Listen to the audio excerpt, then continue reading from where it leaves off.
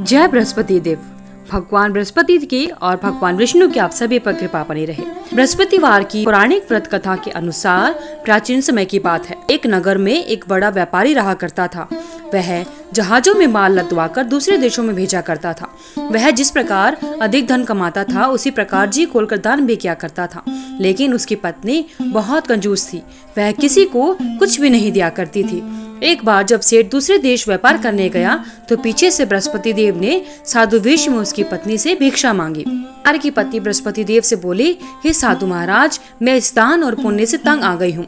आप कोई ऐसा उपाय बताइए जिससे मेरा सारा धन नष्ट हो जाए और मैं आराम से रह सकूं। मैं यह धन लूटता हुआ नहीं देख सकती। बृहस्पति देव ने कहा, हे देवी, तुम तो बड़ी विचित्र हो। संतान और धन से तो कोई भी दुखी नहीं होता।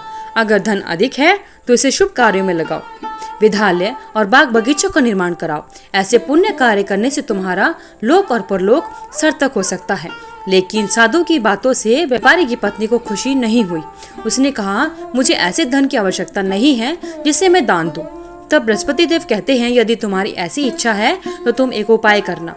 7 बृहस्पतिवार घर को गोबर से लीपना, अपने बालों को पीली मिट्टी से धोना, केशों को धोते समय स्नान करना, व्यापारी से हजामत बनाने को कहना, भोजन में मांस मदिरा खाना, कपड़े अपने घर पर धोना। ऐसा करने से तुम्हारा सारा धन नष्ट हो जाएगा। इतना कहकर बृहस्पति देव अंतर्ध्यान हो जाते हैं। व्यापारी की पत्नी ने बृहस्पति देव के कहे अनुसार 7 बृहस्पतिवार वैसा ही करने का निश्चय किया। केवल 3 बृहस्पतिवार बीते थे, उसकी सारी संपत्ति नष्ट हो गई और वह परलोक से धार गई। जब व्यापारी वापस आया तो उसने देखा कि उसका सब कुछ नष्ट हो चुका है। उस व्यापारी ने अपनी पुत्री को सांत्वना दी और दूसरे नगर में जाकर बस गया। वहां वह जंगल से लकड़ी काट कर लाता और शहर में बेचता। इस तरह वह और अपनी बेटी का जीवन यापन करने लगा। एक दिन उसकी पुत्री ने दही खाने की इच्छा प्रकट की, लेकिन व्यापारी के पास दही खरीदने के पैसे नहीं थे। वह अपनी पुत्री को आश्वासन देकर जंगल में लकड़ी काटने के लिए चला जाता है। वहां एक वृक्ष के नीचे बैठकर अपूर्व दशा पर विचार कर रोने लगा। उस दिन बृहस्पतिवार था।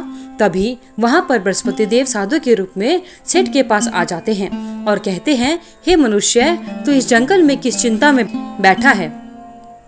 तब व्यापारी बोला, हे महाराज, आप सब कुछ जानते हैं। इतना कहकर व्यापारी अपनी कहानी रो रो कर सुना देता है।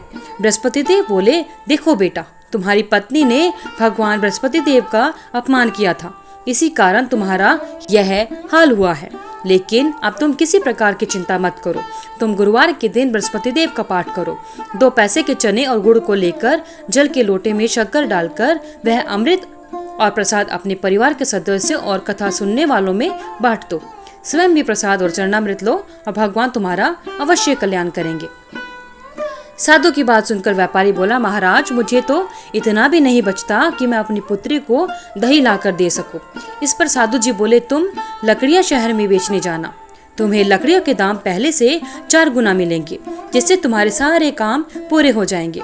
उसने लकड़ियां काटी और शहर में बेचने के लिए चला गया। उसकी लकड़ियां उस दिन अच्छे दाम में बिक गई, जिससे उसने अपनी पुत्री के लिए दही लिया और गुरुवार की कथा के लिए चना गुड़ लेकर कथा की और प्रसाद बांटकर स्वयं भी खाया। उसी दिन से उसकी सभी कठिनाइयां दूर होने लगी। लेकिन अगले बृहस्पतिवार को वह कथा करना भूल गया। अगले दिन वहां के राजा ने एक बड़े यज्ञ का आयोजन करके पूरे नगर के लोगों को भोज के लिए बुलाया। राजा की आज्ञा के अनुसार पूरा नगर राजा के महल में भोज करने के लिए गया। लेकिन व्यापारी व उसकी पुत्री थोड़ी सी देर से पहुंचे। अतः उन दोनों को राजा ने महल में ले जाकर भोजन कराया। जब वे दोनों लौटकर आए तब रानी ने देखा कि उसका खूंटी पर टंगा हुआ हार गायब है। रानी को व्यापारी और उसकी पुत्री पर संदेह हुआ कि उसका हार उन दोनों ने ही चुराया है। राजा की आज्ञा से उन दोनों को कारावास की कोठरी में कैद कर डाल दिया गया। कैद में पड़कर दोनों अत्यंत दुखी हुए। वहां उन्होंने बृहस्पति देवता का स्मरण किया। बृहस्पति देव प्रकट होकर व्यापारी को उसके भूल का आभास कराया और उन्हें सलाह दी कि गुरुवार के दिन कैद खाने के दरवाजे पर तुम्हें 2 पैसे मिलेंगे। उनसे तुम चने और मुनक्का मंगवाकर विधि पूर्वक बृहस्पति देवता का पूजन करना। उसके बाद तुम्हारे सारे दुख दूर हो जाएंगे। बृहस्पतिवार को कैद खाने के द्वार पर उनको 2 पैसे मिले। बाहर सड़क पर एक स्त्री जा रही थी। व्यापारी ने उसे बुलाकर गुड़ और चने लाने को कहा।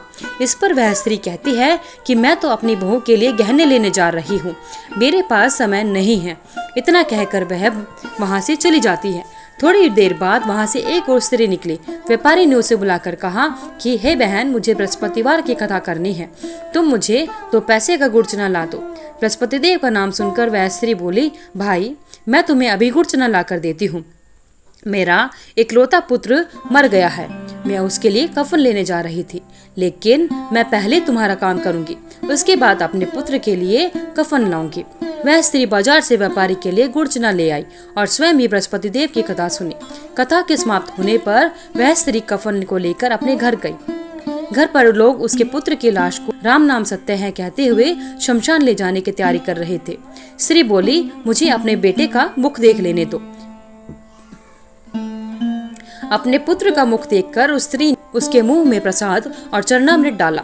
चरणामृत के प्रभाव से वह पुनः जीवित हो गया।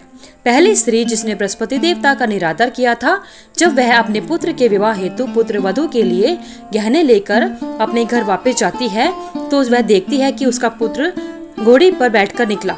वैसे ही घोड़ी ने ऐसी उछाल मारी कि वह घोड़ी से गिरकर मर गया।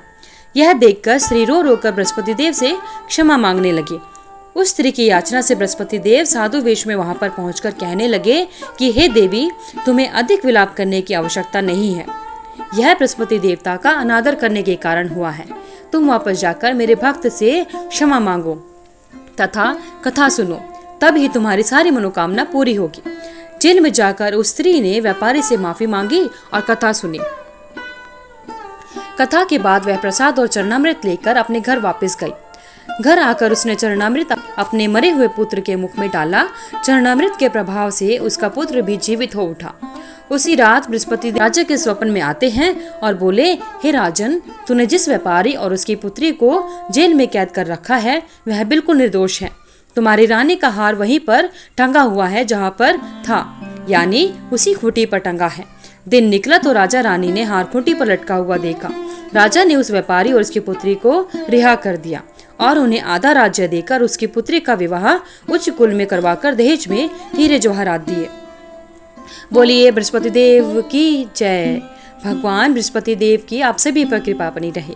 हे भगवान बृहस्पति देव, हे भगवान नारायण, जिस प्रकार आपने अपने भक्तों पर कृपा बनाई, उसी प्रकार आपके व्रत को करने वाले और व्रत कथा को सुनने वाले सभी पर कृपा बनाए रखना।